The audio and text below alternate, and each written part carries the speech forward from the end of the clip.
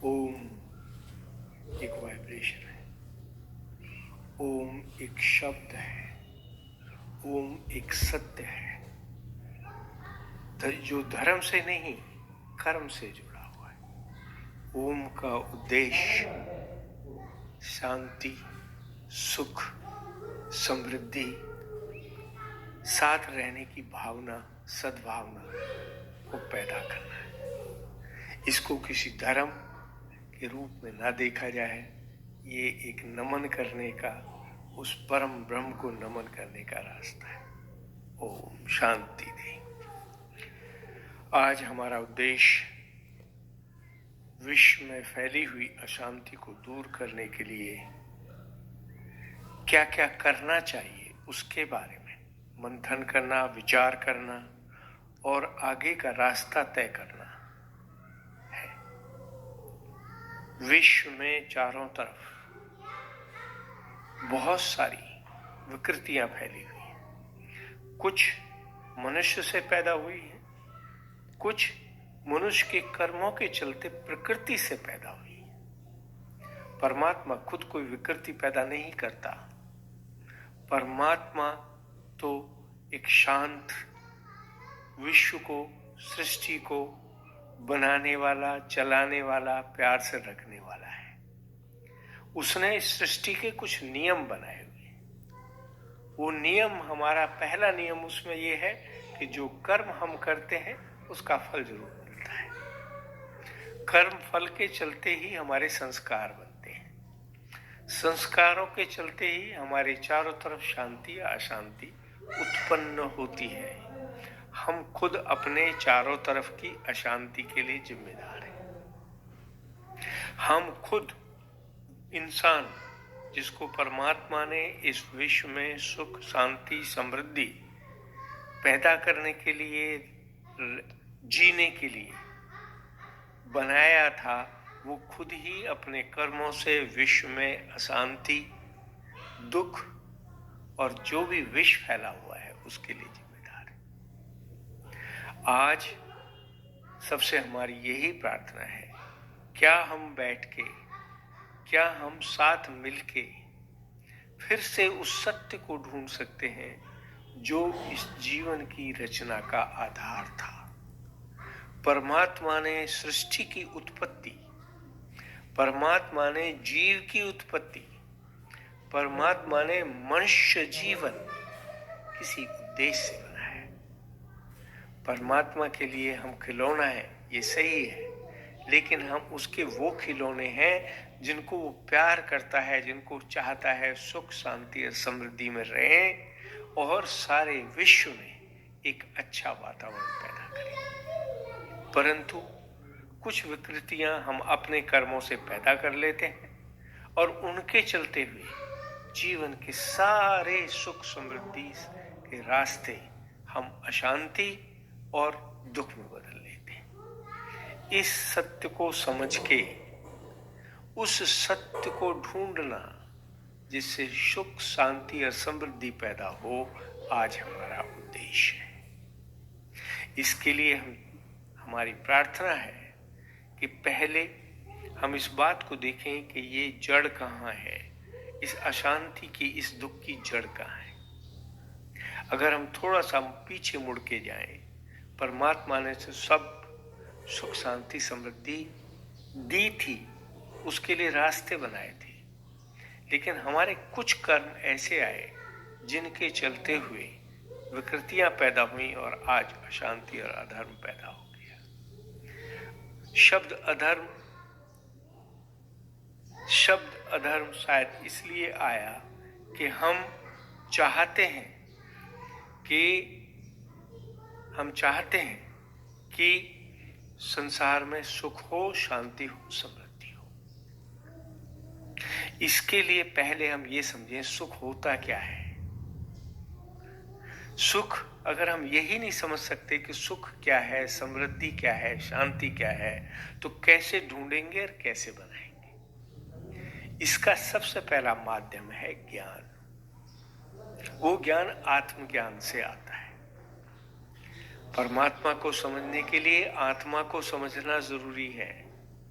आत्मा हमारे जीवन को चलाती है, लेकिन क्योंकि हम अपने अहंकार के चलते हुए अपने जीवन को ऐसा बना दिया है कि आत्मा खुद पीछे बैठ के केवल देखती है कि हम अहंकार से कैसे जीवन को चला रहे हैं। इस अहंकार की मुख्य जड़ आज के युग में धर्म है। धर्म में अधर्म के आने से चारों तरफ आतंकी पैदा हो गए, कुप्रवृत्तियां पैदा हो गई हैं, कुविचार पैदा हो गए, कु प्रैक्टिसेस पैदा हो गई, जिसके चलते हुए कुछ लोग अपने भौतिक सुख के लिए, जो सुख नहीं है, क्षण भंगुर है, उससे उनके शरीर का पतन होता है, उनके मन का पतन होता है, उनकी बुद्धि का पतन होता है, उनकी आत्मा पे आवरण और गहरा होता है, लेकिन वो उसकी छाया में ऐसे बैठ गए हैं कि वो उसी को सत्य और धर्म समझने लगे। आज सबसे पहली जरूरत है एक विश्व धर्म संस्थान की स्थापना की।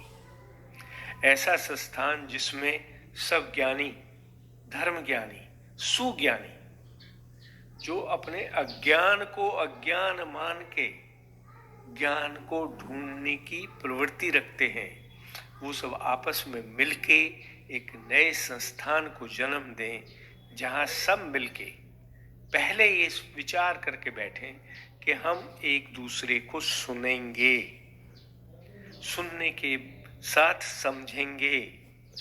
समझने में अगर हमें कहीं कोई विकृति आती है तो उसको ठंडे मन से, समझदारी के साथ एक दूसरे से विचार विमर्श करके दूर करेंगे, और हम सुख की, समृद्धि की, शांति की, विश्व में उस समाज की जहां सब एक दूसरे के साथ रहना चाहें, सुख से बैठ सकें, सुख से जी सकें, आंखें बंद करके भी बैठे तो ये डर नहीं हो कि हमें कोई क्या करेगा, ऐसे सुख की जरूरत है।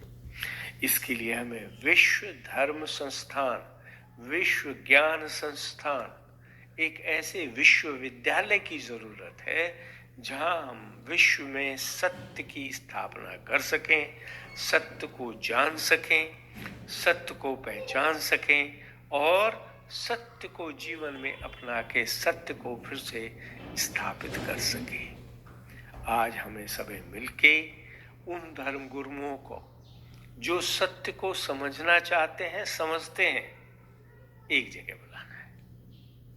पहला सिद्धांत होगा, पहला नियम होगा कि हम एक दूसरे की बात को सुनेंगे, बोलेंगे तब जब हमसे बोलने के लिए कहा जाएगा। सुनेंगे, सच्चे मन से सुनेंगे।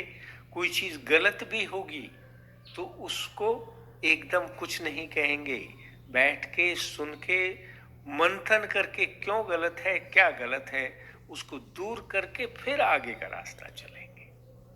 ये नहीं कि हम झगड़ा करेंगे, ये नहीं कि हम गलती को देख के एक साथ उस पर हावी हो जाएंगे और दूसरों के फॉल्ट्स ढूंढ के, दूसरों की गलतियों को ढूंढ के अपने साथ गलतियां और पैदा करना शुरू कर देंगे। विश्व शांति के लिए सुनना, समझना, एक दूसरे की बात को महत्व देना जरूरी है। गलती इंसान से हो रही है, गलती इंसान करता रहा है, गलती इंसान करता रहेगा, लेकिन उसको कैसे दूर करना है, कैसे सही करना है, कैसे आगे के लिए केवल सही रास्ता ढूंढना है, ये हमारा एक नया विश्वविद्यालय, जिसके अंदर हम केवल सत्य, सुख, शांति, समृद्धि और समन्वय का जीवन, जिसमें सब इंसान एक दूसरे से मिलके खुशी हो, हमेशा मिलने की इच्छा रखें, मिलना चाहें, साथ बैठना चाहें, साथ वार्तालाप करना चाहें, एक दूसरे को पहले सुने और फिर अपनी बात कहें। अगर किसी को हमारी बात बुरी लगे तो उस बात को सहना चाहिए, खुद को सही करना चाहिए। सही करके पहला भाव उसके लिए होना चाहिए, मुझसे गलती हुई है तो क्षमा कीजिए, इसको सही करते हैं। इस भाव के साथ आगे बढ़े। परमात्मा सबको सद्बुद्धि दे, नया सुखी जीवन दे, जीवन में सुख का साधन पैदा करे और सबको सुखी, समृद्ध और शांति में जीवन का आशीर्वाद दे। परमात्मा सबको सुख दे। ओम।